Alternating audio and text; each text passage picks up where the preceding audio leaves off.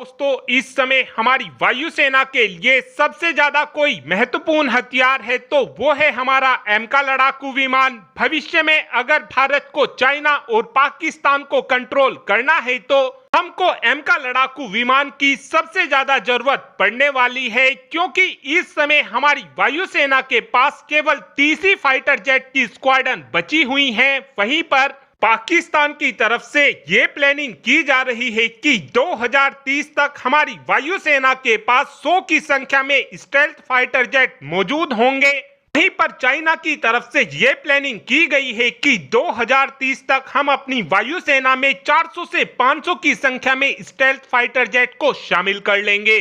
इसीलिए इस समय हमारी वायुसेना के लिए सबसे ज्यादा एमका लड़ाकू विमान जरूरी है। लेकिन इस समय एमका लड़ाकू विमान को देखा जाए तो एमका फाइटर जेट पहले ही 3 साल लेट हो चुका है, लेकिन अब इस फाइटर जेट को दुगनी रफ्तार से बनाने की पूरी तैयारी कर ली गई है, क्योंकि अब एमका को बनाने के लिए 2 डेवलपमेंट कम प्रोडक्शन पार्टनर का इस्तेमाल किया जाएगा। यानी कि अब डीआरडीओ 2 कंपनियों को एमका के डिजाइन को देगा, जिसमें से पहली कंपनी तो एचएएल होने वाली है और दूसरी कंपनी एक प्राइवेट कंपनी होने वाली है।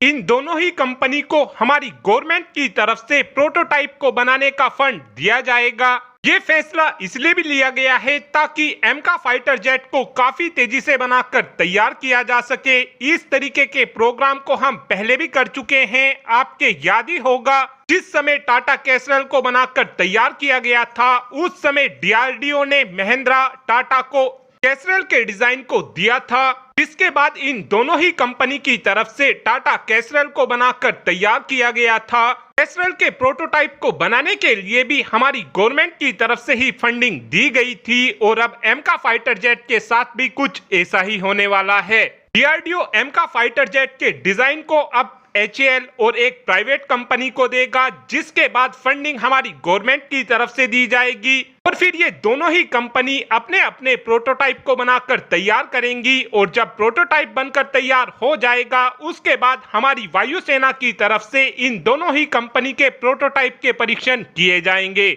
एमका फाइटर जेट के हम 2 अलग अलग वर्जन बनाने वाले हैं। पहला वर्जन एमका मार्क 1 होगा, दूसरा वर्जन एमका मार्क 2 होगा। एमका मार्क 1 के हमारी वायुसेना 40 फाइटर जेट को लेने वाली है, जिनके अंदर जनरल इलेक्ट्रिक का F414 इंजन लगा होगा और 80 की संख्या में हमारी वायुसेना एमका मार्क 2 को लेने वाली है और एमका मार्क 2 के अंदर स्वदेशी इंजन लगा होगा।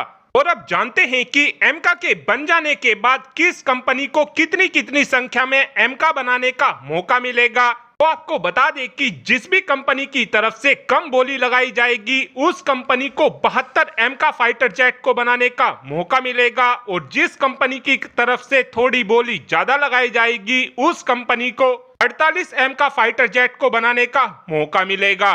लेकिन अब ये देखना अहम होने वाला है कि एचएएल के बाद दूसरी प्राइवेट कंपनी कौन सी होने वाली है जो एमका के प्रोटोटाइप को बनाकर तैयार करेगी। और अब आप ही कमेंट कर बता सकते हैं कि इस प्राइवेट कंपनी को एमका लड़ाकू विमान को बनाने का मौका मिलना चाहिए, टाटा, महिंद्रा या फिर अडानी। इन तीनों में से आप किसी एक कंपनी का आंसर कमेंट बॉक्स में दे सकते हैं।